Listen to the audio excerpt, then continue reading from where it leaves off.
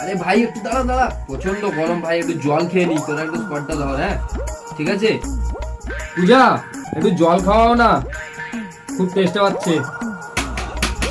ভাই দাঁড়া দাঁড়া দাঁড়া, একটু ধর। হ্যাঁ আমি একটু জল খেয়ে নি।